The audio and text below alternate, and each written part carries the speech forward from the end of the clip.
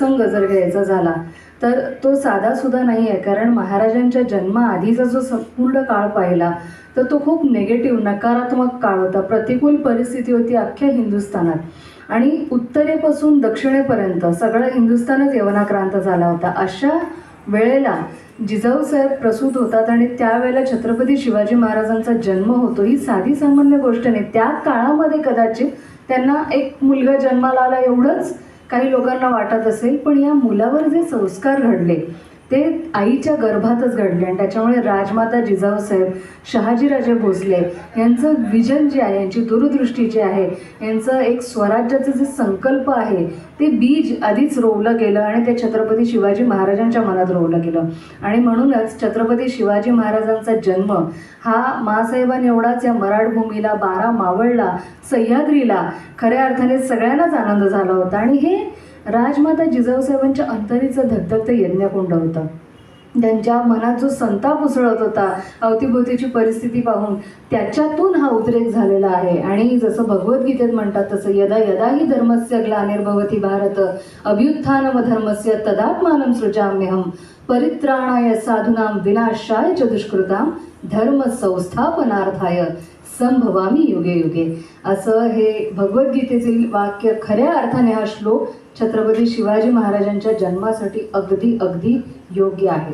आणि म्हणूनच 1551 शालिवाहन शकाच्या शुक्लनाम संवत्सरावर फाल्गुन वद्य तृतीयेच्या दिवशी, इंग्रजी तारीख 19 फेब्रुवारी 1630 या दिवशी शुक्रवार संध्याकाळ उलटून गेल्यावर या शिवाईच्या पोटी छत्रपती शिवाजी महाराजांचा जन्म झाला, सूर्योदय झाला. सांग तू यवनाला, मस्त त्या सांग तू यवनाला, काय भोगल तुला ठाव आता नग बसू, रोज रामचा राया शिवबा आम्ही त्यात घडवू, शिवाजी छत्रपती घडवू. एक मराठा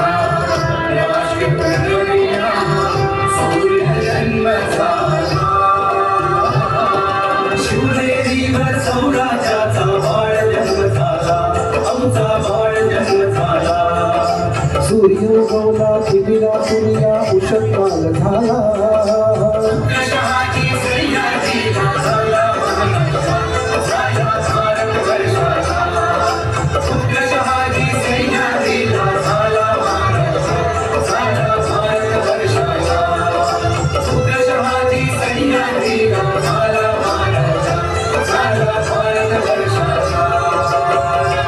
छत्रपती शिवाजी महाराज की. साहेबांनी ज्या पद्धतीने त्यांना घडवलंय हे सगळ्यात महत्त्वाचा हा टप्पा त्यांच्या आयुष्यातला आहे.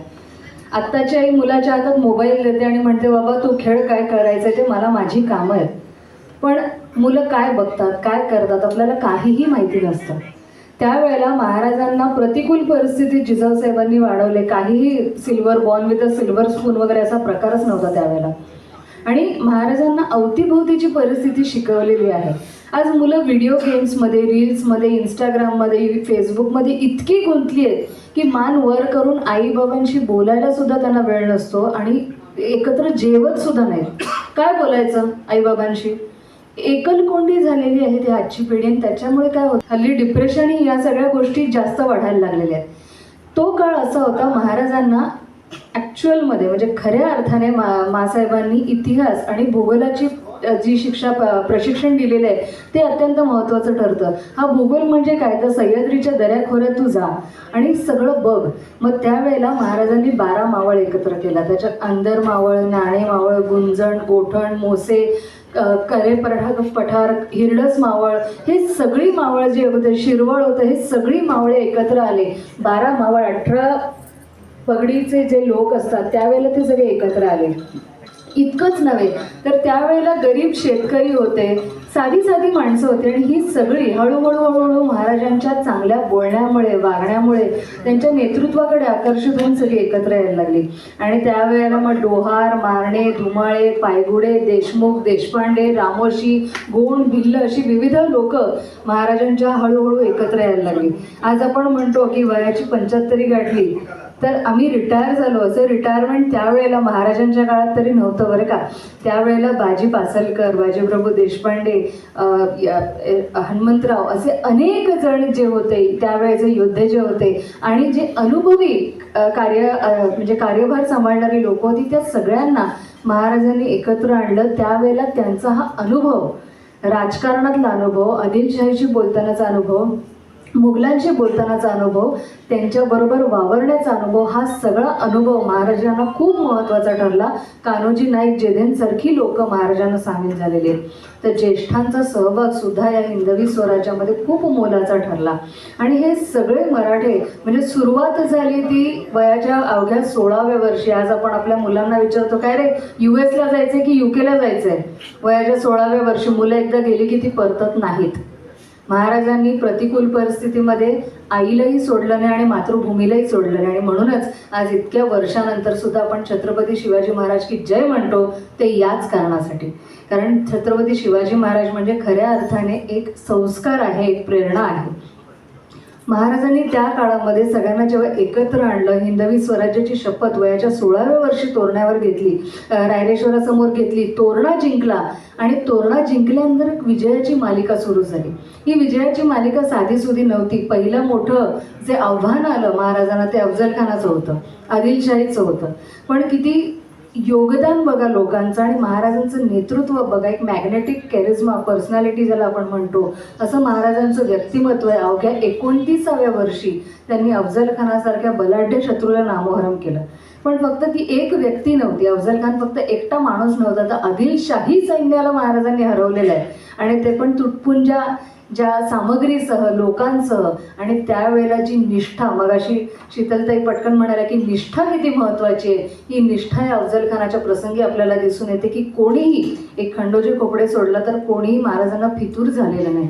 अगदी तरुण मुलांना सुद्धा आदिलशाहीने फरमानं पाठवली की तुम्ही आम्हाला सामील व्हा, अफजलखानाला सामील व्हा, पण कोणीही फितूर झालेला नाही. ही निष्ठा महाराजांनी लहानपणापासून लोकांच्या मनामध्ये अशा पद्धतीने पेरली. म्हणजे म्हणतात ना, यथा चित्तम तथा वाचो, यथा वाचस्तथा क्रिया, चित्ते वाची क्रिया आमच्या साधूनामे करूपता. तुम्ही जसे वागता, जसं बोलता, तसं जर तुम्ही प्रयत्न केलात तर समोरची व्यक्तीसुद्धा तुम्हाला सामील होते. अशी मराठ्यांची विजयाची मालिका.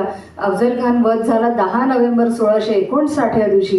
त्याच्यानंतर मराठ्यांमध्ये इतका उत्साह भरला होता, इतका जोश भरला होता, त्यांनी 18 दिवसात पन्हाळा काबीज केला. एक गड म्हणजे पुणे, सासवड, शिरवळ सगळं काबीज करत गेले. कोकण प्रांत काबीज झाला. महाराज स्वतः पन्हाळ्यापर्यंत धडक मारत गेले. आदिलशाही मुलखात नेतोजी पालकर घुसले. ही विजयाची मालिकाच होती. आणि खऱ्या अर्थाने त्यावेळेला 300 वर्षांच्या काळरात्रीनंतर मराठ्यांना कळलं की आम्ही विजयी होऊ शकतो, आम्ही विजयी आहोत आणि आजही आपण विजयीच होणार.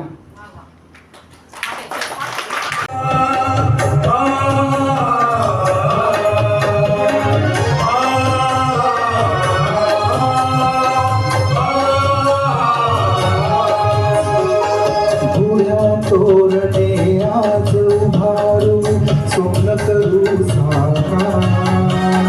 बुढ्या तोरणे आज उभारू स्वप्न करू साकार. स्वराज अमुचे यज्ञ शिवाचे सदा विजयी होणार मराठे, सदा विजयी होणार मराठे, सदा विजयी होणार.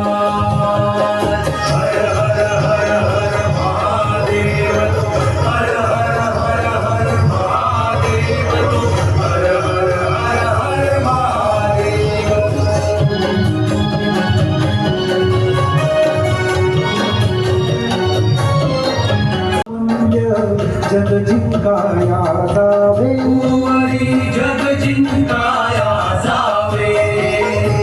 श्रद्धा आमची, निष्ठा आमची, आमचा हा विश्वास.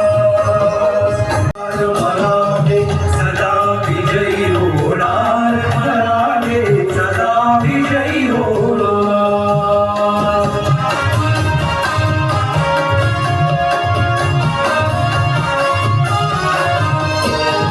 सुरतेवरती छाव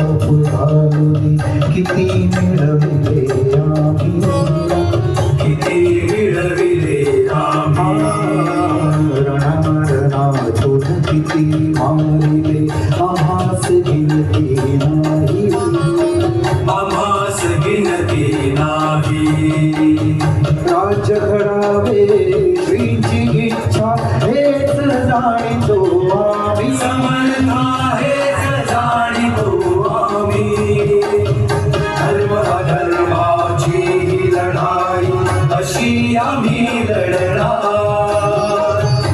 दौराने लढलो आम्ही आम्हास हे संस्कार स्वराज आमचे यज्ञ शिवाचे सदा विजयी होणार मराठे सदा विजयी होणार मराठे सदा विजयी होणार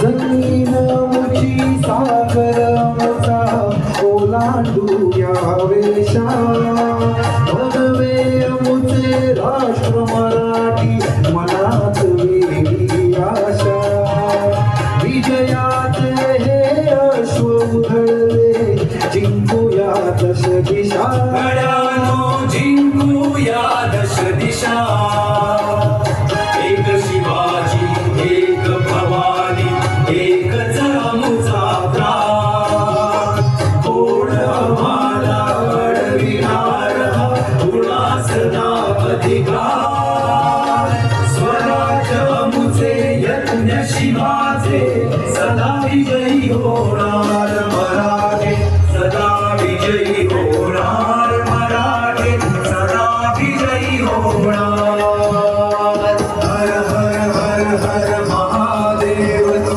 हर हर हर हर महादेव तू हर हर हर हर महादेव तू हर हर हर हर महादेव तू हर हर हर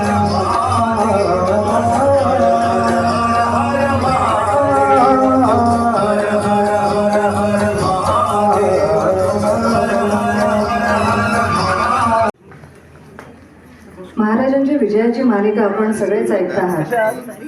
खऱ्या अर्थाने मराठे सदा विजयी होणार जेव्हा आपण म्हणतो तेव्हा आजही